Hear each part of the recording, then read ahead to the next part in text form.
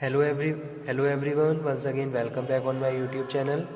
Student, आज के session में हम डिस्कस करेंगे सेंट्रलाइजेशन वर्सेस डिसेंट्रलाइजेशन, यानी कि सेंट्रलाइजेशन क्या है और डिसेंट्रलाइजेशन क्या है, ये हम डिस्कस करेंगे। So let's start. सबसे पहले हम इसका मीनिंग डिफाइन करते हैं, मीनिंग समझते हैं कि भी है क्या। अगर हम सेंट्रलाइजेशन की बात कर रहे हैं, centralisation it refers to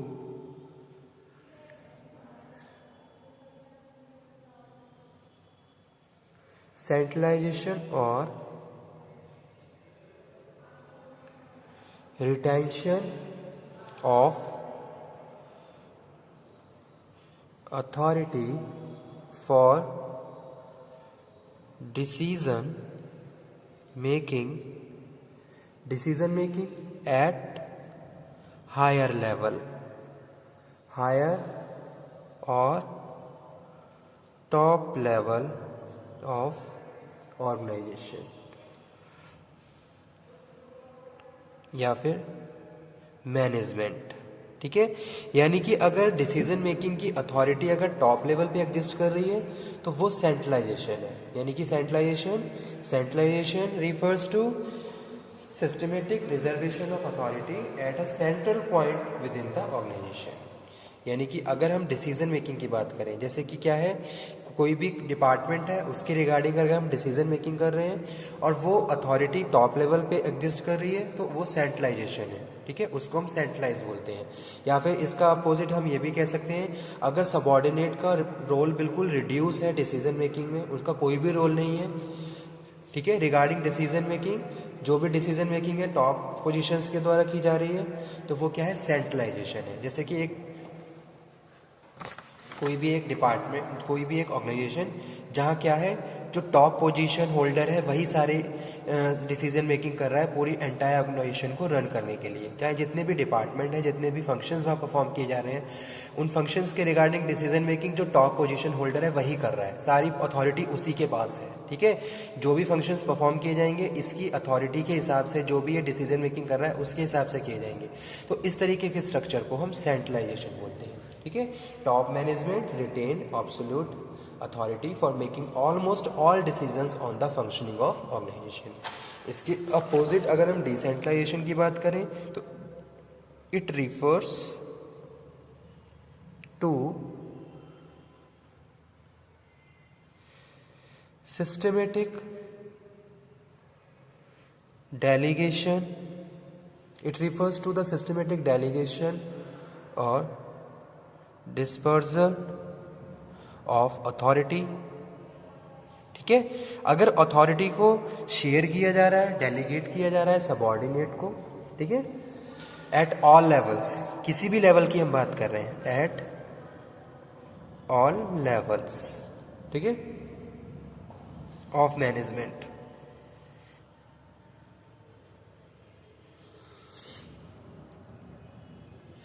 in all department of organization, in all department of organization। तो अगर अथॉरिटी को डेलीगेट किया जा रहा है टॉप से मिडिल लेवल पे, मिडिल से लोअर लेवल पे, तो इस तरीके के स्ट्रक्चर को हम डिसेंट्रलाइजेशन स्ट्रक्चर बोलते हैं। ठीक है, यानी कि कुछ ऑर्गेनाइजेशन ऐसी होती हैं जो डिसेंट्रलाइज होती हैं, कुछ ऑर्गेनाइजेशन ऐसी होती हैं जो सेंट्रलाइज होती हैं।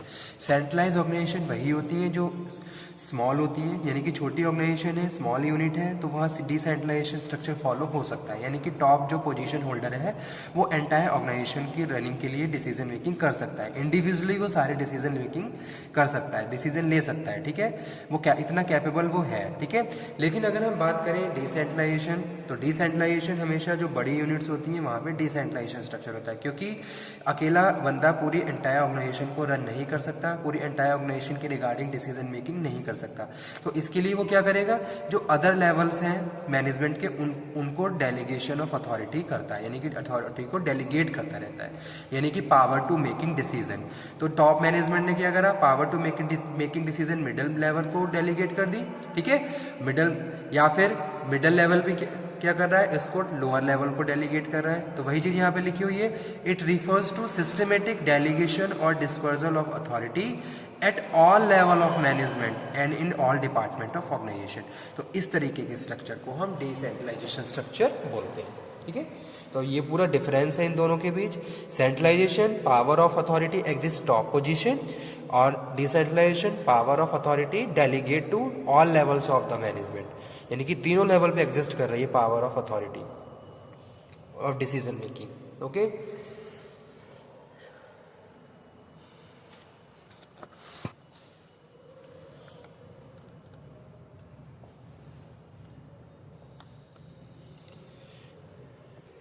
नेक्स्ट हम बात कर रहे हैं authority of top management.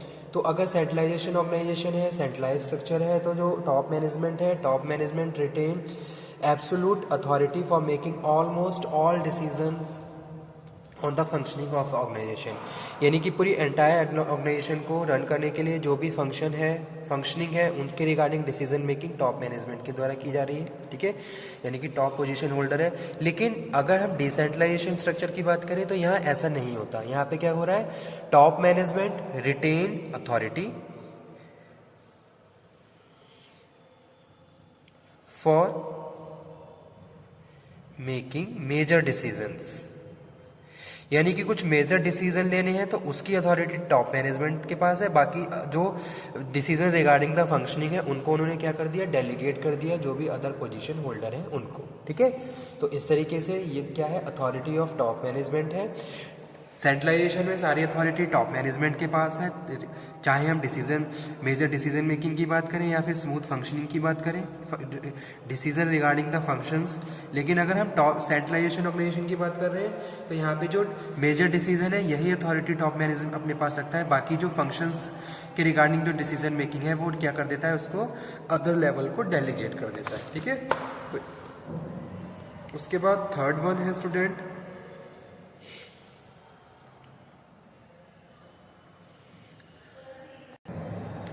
Centralisation structure में हम बात कर रहे हैं, middle and lower management is not entrusted with the operational authority for taking decision on the task assigned to them. ठीक है, यानी कि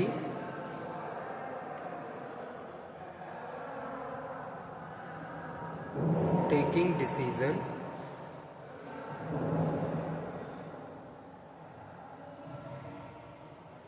on the task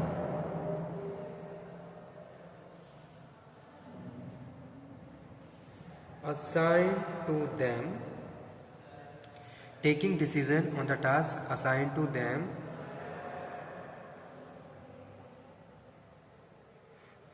middle and lower management is not entrusted।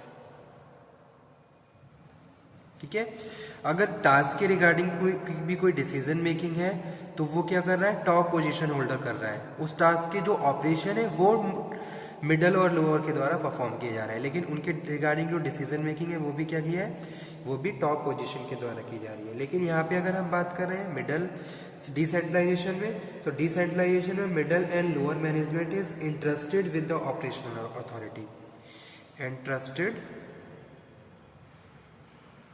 With operational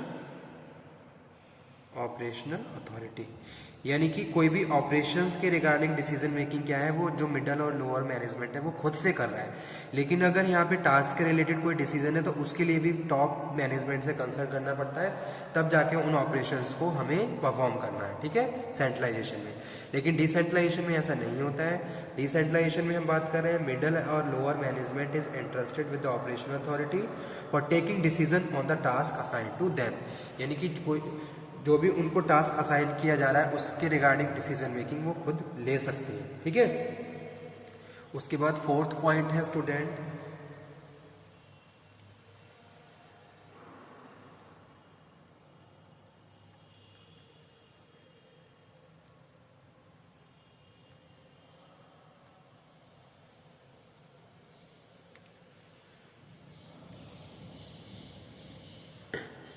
यहाँ पे जो managers होंगे, managers have less freedom, वो free नहीं है। क्योंकि उनको हर टाइम क्या है, टॉप पोजीशन होल्डर सुपरवाइज कर रहा है।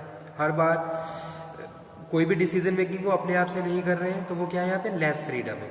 ठीक है, कोई भी काम करना है, कोई भी डिसीजन मेकिंग करनी है, कोई भी प्लानिंग है, उसके लिए उनको टॉप पोजीशन होल्डर को कंसर्न करना पड़ता है बार बार। और इस तरीके से क्या है, एक क्लोज सुपरविजन बना हुआ है टॉप पोजीशन होल्डर का मैनेजर इस तरफ। ठीक है, तो ये है। लेकिन अगर हम बात कर रहे हैं डिसेंट्रलाइजेशन में, तो यहाँ पे जो मैनेजर्स होते हैं ये फ्री होते हैं। Managers have more freedom, managers have more freedom. ठीक है, since they are not capped under the close supervision, उनका कोई भी क्लोज सुपरविजन नहीं हो रहा है टॉप पोजीशन के द्वारा। ठीक है, तो वो यहाँ पे क्या है, फ्री है। लेकिन अगर सेंट्रलाइज स्ट्रक्चर होता है, तो सेंट्रलाइज स्ट्रक्चर में जो मैनेजर्स हैं वो ऑलवेज सुपरवाइज होते हैं, सुपरवाइज किए जाते हैं टॉप मैनेजमेंट के द्वारा। ठीक है, लेकिन जब बड़ी ऑर्गेनाइजेशन होती है तो मैनेजर्स फ्री होते हैं, वो अपने डिपार्टमेंट को रन करने के लिए भी प्रॉपर फ्री होते हैं, ईजिली खुद से वो डिसीजन मेकिंग कर रहे हैं, और उनको जो भी स्ट्रेटेजी बनानी है खुद से बना रहे हैं और उसको फॉर्मुलेट कर रहे हैं, यानी कि वो फ्री है। ठीक है, कोई क्लोज सुपरविजन उनका नहीं किया जा रहा है टॉप पोजिशन के द्वारा। और लास्ट यहाँ पे हम बात कर रहे हैं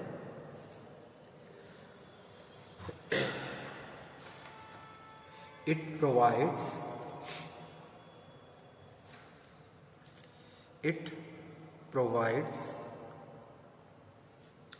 greater flexibility।